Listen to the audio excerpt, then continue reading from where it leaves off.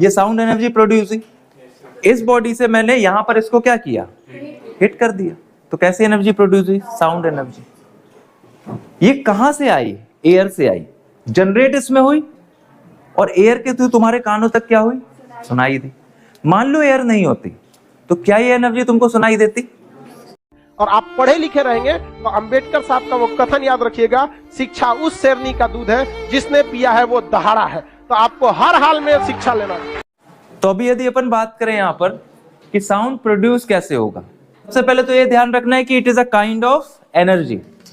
Sound is a kind of energy. तो पहला जो कॉन्सेप्ट तुमको याद रखना है साउंड के लिए, that it is an energy. क्या है ये, एक प्रकार की एनर्जी। अब एनर्जी की आप जब भी बात करोगे तो एनर्जी फ्लो करती है, क्या करती है, फ्लो, एक मीडियम से दूसरे मीडियम में। Also it can flow from higher density areas to lower density area. जहां एनर्जी ज्यादा है वहां से कहां को जाएगी, कम को जाएगी। तो यहां पर क्या होगा, तुम्हारे पास एनर्जी जो होगी वो फ्लो करेगी एक बॉडी से दूसरी बॉडी में, हायर एनर्जी क्षेत्र से लोअर एनर्जी के एरिया में। तो it is a kind of what, energy. सबसे पहले तुमको ये ध्यान रखना होगा। तो एनर्जी के जितने रूल्स हैं साउंड फॉलो करेगा। एनर्जी जब चलती है, खासकर साउंड एनर्जी, तो वो वेव फॉर्म में चलती है। किस फॉर्म में चलती है, वेव। अब वेव्स क्या दिखाई देती हैं, नहीं दिखाई देती, पर वेव्स होती हैं। फॉर सपोज आप एक लाइन में लगे हो, तो अब वेव क्या है, ये जैसा भी आपने लिखा है, आप फॉर सपोज एक लाइन में लगे हो, 15 लोग लगे हुए हैं, 15 people are there in that queue. यदि पीछे वाले पर्सन को धक्का लगता है तो वो फोर्स कहां तक जाता है, आगे वाले पर्सन तक।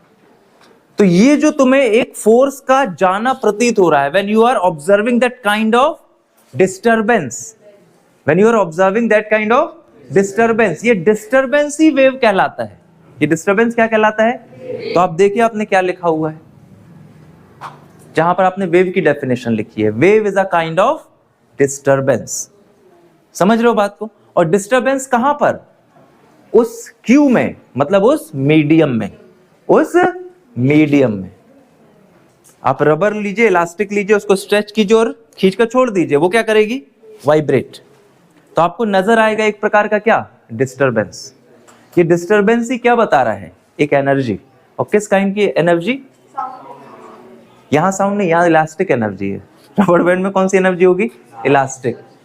तो वो इलास्टिक एनर्जी है। पर जब ये डिस्टरबेंस एयर में होता है या किसी बॉडी में होता है, हिटिंग के दौरान, जब आप एक बॉडी को दूसरी बॉडी पर क्या करते हो, हिट करते हो, तब वहां पर एक साउंड एनर्जी प्रोड्यूस होती है। जैसे कि यहां पर ये साउंड एनर्जी प्रोड्यूस हुई। इस बॉडी से मैंने यहां पर इसको क्या किया, हिट कर दिया, तो कैसी एनर्जी प्रोड्यूस हुई, साउंड एनर्जी। ये कहां से आई, एयर से आई, जनरेट इसमें हुई और एयर के थ्रू तुम्हारे कानों तक क्या हुई, सुनाई दी। मान लो एयर नहीं होती तो क्या ये एनर्जी तुमको सुनाई देती, ये एनर्जी तुमको सुनाई नहीं देती। That means sound energy needs medium. Sound energy को किसकी जरूरत होती है, अब वो मीडियम एयर भी हो सकता है, पानी भी हो सकता है। अब पानी के अंदर यदि रहो और ऊपर से कोई कुछ बोले तो भी वो आवाज सुनाई देगी, पर कम देगी। कैसी देगी, कम देगी।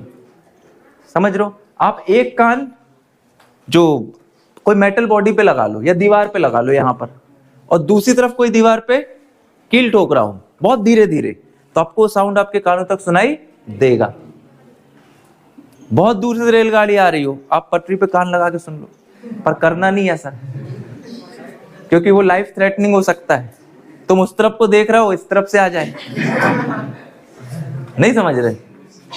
तो मतलब क्या हो रहा है कि sound can travel through any medium, जिसमें से सबसे बेस्ट मीडियम क्या है, एयर। पर यदि एयर भी आप हटा दो, जैसे आप चांद पे पहुंच जाओ, वहां एयर तो नहीं है पर ग्रेविटी है, ग्रेविटेशन इफेक्ट है वहां पर ग्रेविटेशन एक्सेलरेशन है। कितना होता है, 1.63 मीटर पर सेकेंड स्क्वायर। पर चांद की सतह पर, चांद के एटमॉस्फेयर में साउंड ट्रेवल नहीं कर सकता, क्योंकि वहां पर एयर नहीं है, वहां वैक्यूम है। तो sound needs a medium to travel. नहीं समझे बात को? तो यही चीज आपने लिखी है कि sound is a kind of energy which needs a medium, medium to travel, और इसी ट्रेवल करने को अपन बोलते हैं प्रोपागेशन, प्रोपागेशन, GATION। तो this travelling of sound is called what? Propagation. So this is the term which you have used and which you have written in the introductory part of sound, कि sound propagates in a medium. That medium can be air, water, metal, concrete, anything. Clear है? Sound is a kind of energy. वो किससे produce होती है? Disturbance से। किससे? और वो डिस्टरबेंस मीडियम में आगे बढ़ता है, जैसे कि एक लाइन में पीछे वाले को लगा हुआ धक्का आगे जाता है, एनर्जी आगे प्रोपागेट हो रही है। Similarly sound is propagating in a medium. आगे बढ़ते बढ़ते एयर से जो वाइब्रेशन हुए वो आपके कहां तक जाते हैं? कानों तक। आपकी पूरी बॉडी में सिर्फ एक ही अंग है जो सुन सकता है, दैट इज ईयर्स। आंखें नहीं सुन सकती, जबान नहीं सुन सकती। कान में छेड़खानी हो जाए, सुनने की एबिलिटी कम हो जाएगी, खत्म हो जाएगी। पर देखने की कम नहीं होगी। तुम बोलो मैं कहीं और से सुनूं, दैट इज नॉट पॉसिबल। समझ रहे हो? दैट इज नॉट पॉसिबल कि हम कहीं और से सुने भाई, भावनाएं समझ जाएं एक दूसरे की। समझ रहे हो? ऐसा तो होगा नहीं। हाँ, दिल से पता था तुम यही बोलने वाले हो, है ना? आंखों से इशारे समझ सकते हो, सुन नहीं सकते जो है। जैसे ये बेल बजी, ये आपको सुनाई दी। जो सबसे पास खड़ा होगा, जैसे स्कूल बेल ये बजी, तो आपको सबसे पास जो वहां क्लास होगी उसको ज्यादा सुनाई देगी। अब जैसे से दूर आओगे आपको बेल का साउंड कम होता जाएगा, क्योंकि एनर्जी भी क्या होती जाएगी? कम। पीछे वाले पर्सन को जो सबसे तेज धक्का लगा, वो आगे जाते जाते क्या होता है? कम हो जाता है। तो प्रोपागेशन के दौरान एनर्जी क्या होती है? कम हो जाती है। मून की सरफेस में, मून में आप एटमॉस्फेयर के थ्रू बात नहीं सुन सकते, कोई कितना तेज चिल्ला ले, because there is no medium. Sound waves को अपन एक और वेव्स बोलते हैं। कौन सी waves? Mechanical. Why they are called mechanical waves? Because they need medium. What kind of medium? Material medium. Material can be air, particles of dust, gases, floor, concrete, anything, metal, non-metals, ये सभी क्या होते हैं? Material होते हैं। तो because sound waves need medium to travel, material medium, that's why they are called mechanical waves. इनको कैसी waves बोलते हैं? Mechanical waves. तो remaining thing we will do in our next class. इसको जाके पढ़ लेना। If you have any doubt we can discuss in our next class. Okay? उस आदमी ने कहा था कि शिक्षा शेरनी का दूध है, जब तुम लड़ोगे तो पढ़ोगे कहां से?